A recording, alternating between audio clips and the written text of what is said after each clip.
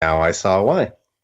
That's It's a pretty great neat. technique. That's a great technique that Alan Moore's used here. I think this was just an absolute masterpiece. This Oh is yeah. probably why this is on, like, you'll see this on everybody's shelves. Even like non-comic book readers, people have this. Yep, it was my first one. So, Larry, I am curious, where did you end up ranking it on your list? Well, I have to look at my list, so I'm gonna come back to you on that because Because I had a debate about whether or not to put it first or second. oh wow, okay, I might have put it. Let me try and figure out where my list is currently. Okay, so currently my first is A Tale of Sand by Jim Henson, which is one of my favorite art.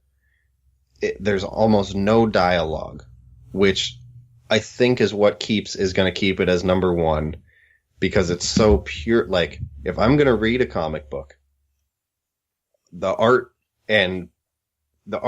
comes first.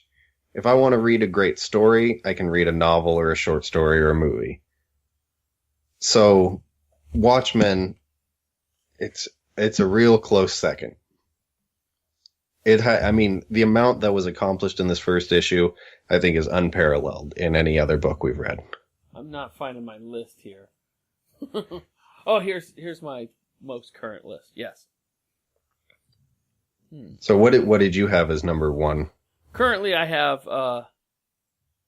Boy, this seems a long time ago. Nope, that's not the current list. Crud. I think I have Infinity as my Okay. as my first. And I don't even have Jim Henson's Tale of Sand in my top 10, if you can believe that. I can't believe that, Larry. What were you doing? No, I have to go back and put my list straight, because I probably have it up there. All right. We'll get there. Well, where are you putting Watchmen, Larry? That's what I care about. I'm going to put Watchmen at number 2 as well. Number 2 behind Infinity? Number 2 behind Infinity at present, but I don't even know if Infinity's my number 1 yet, currently. Okay. Well, you're going to have to check back in next week, Larry, because you don't seem very happy about your list right now. Yeah, it bounces all over the place, and I I change it week to week, and I don't update it week to week. You're better at this than I am. Well, practice makes perfect, Larry. I got a couple years under my belt. Yeah, I've only just started rating them. All right, I'm going to rate another book next week. All right. So, Larry, what do we got on the docket?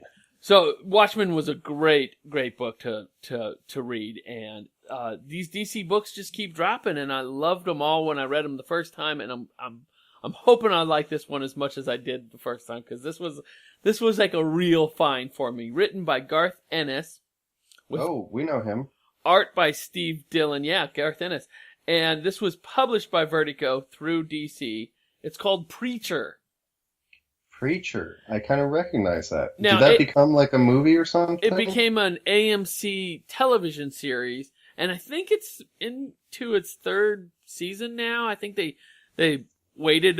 They might have skipped a couple seasons because it came back.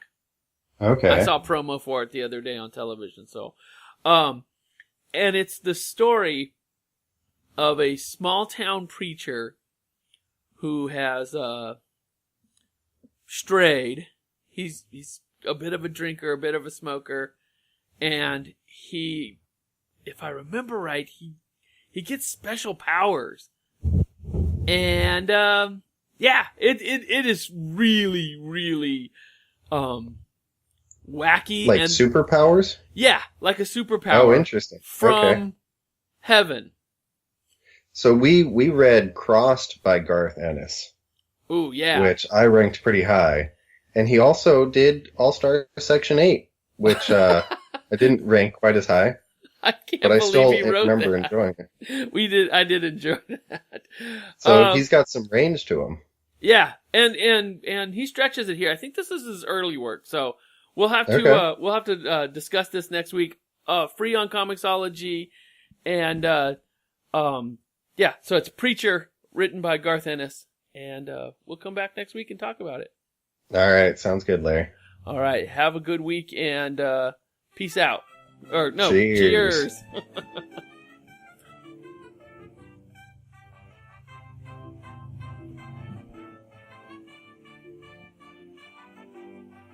All right, James, we'll see you next week. All right, see you next week, Larry. All right, bye.